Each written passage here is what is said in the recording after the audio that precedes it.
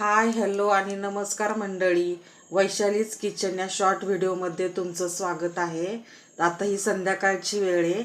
मी आत्ताच दिवाबत्ती केली आणि मी आज करणार आहे शेंगदाण्याचे लाडू.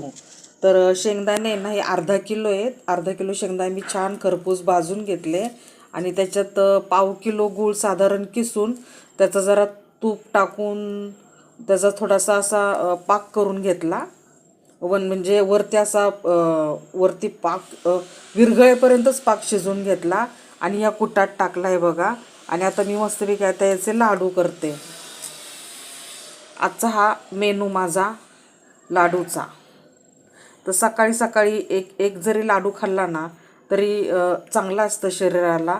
शेंगदाणे गूळ याच्यात लोह असतं, शेंगदाण्यामध्ये प्रथिन असतं. आणि माझ्या सासूबाईंचं झालं आहे डोळ्याचं ऑपरेशन, तर म्हटलं मग काहीतरी करावं त्यांना, म्हणून हे त्यांच्यासाठीच आहे खास. हे बघा,